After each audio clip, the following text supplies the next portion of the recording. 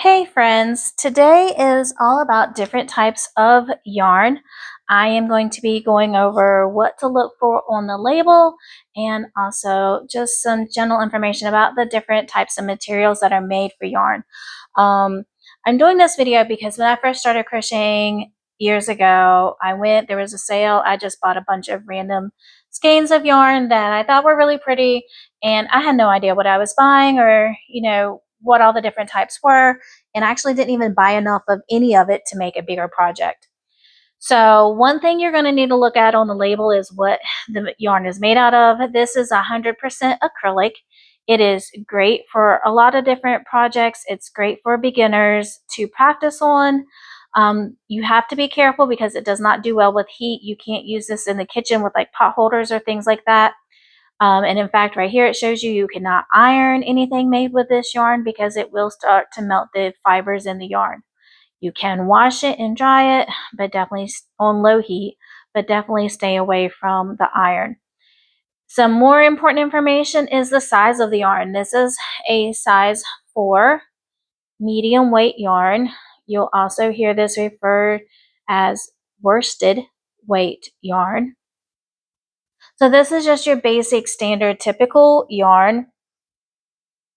And you're also going to want to pay attention to how much yardage or ounces are in your skein of yarn.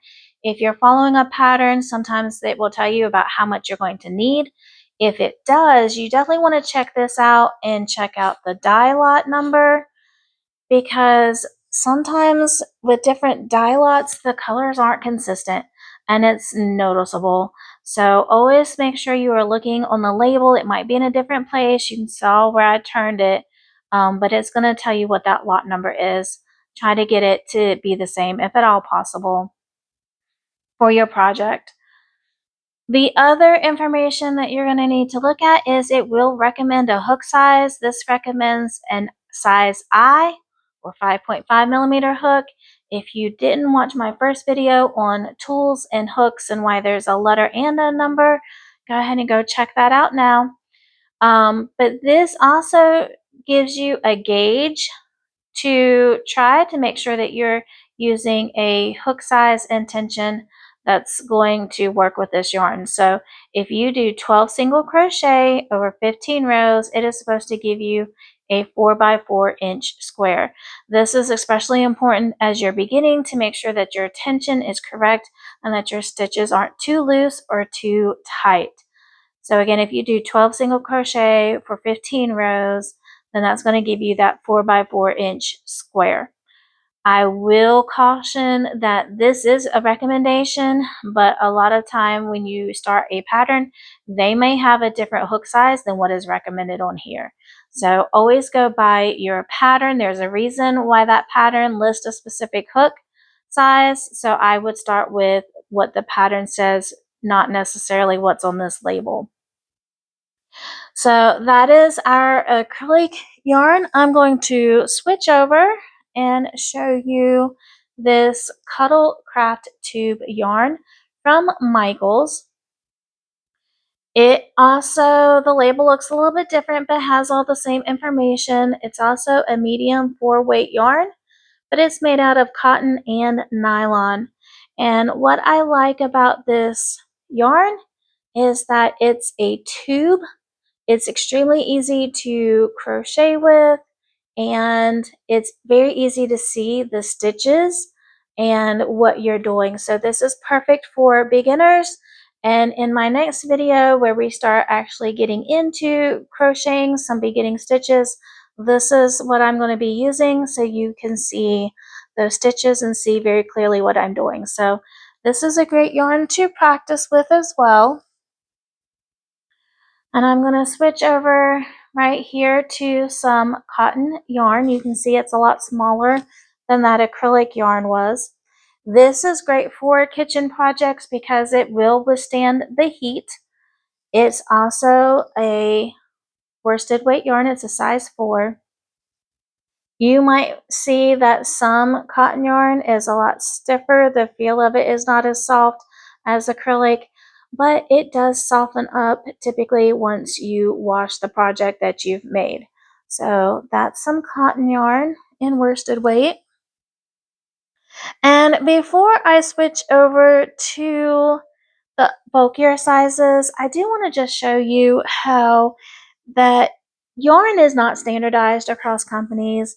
They can say worsted weight, but then the strands are going to still be slightly different sizes. Some might be thinner, some might be bulkier. This particular yarn that I have right here is a worsted weight yarn.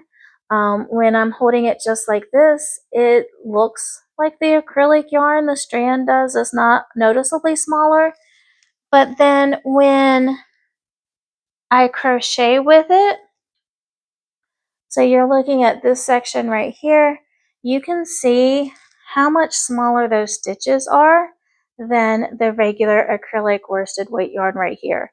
So that's just something to be mindful of. Some companies that you buy yarn from, their yarn strands, even though it says a size 4, might be smaller than another company.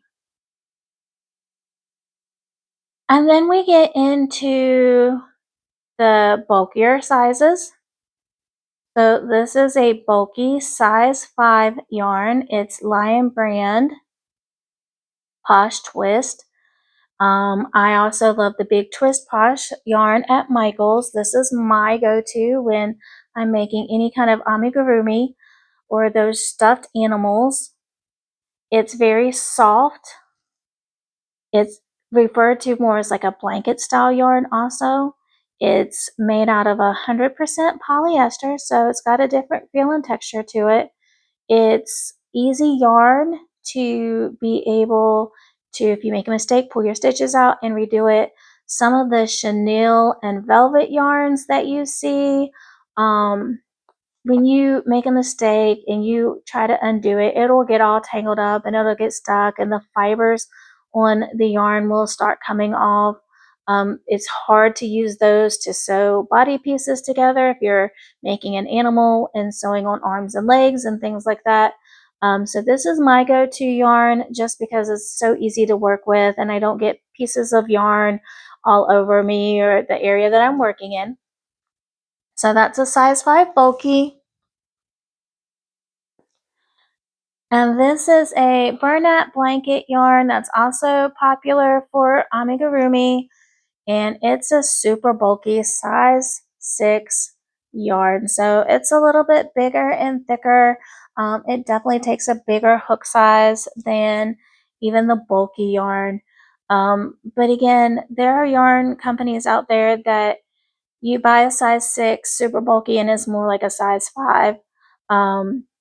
That's just where you have to experiment and try different companies, different yarns, and see what kind of works for you, what's working for the projects that you're making, and things like that. So I hope this information has helped. Unfortunately, I don't have any of the smaller size yarns because they do go smaller. I don't crochet with anything less than a size 3 yarn. Just because it hurts my hands and fingers to use small hooks and small yarn. But any kind of lacy projects or things that you might wear, they would take that smaller size yarn, but you're going to see it on the label as well. You're going to see a 1, a 2, or a 3.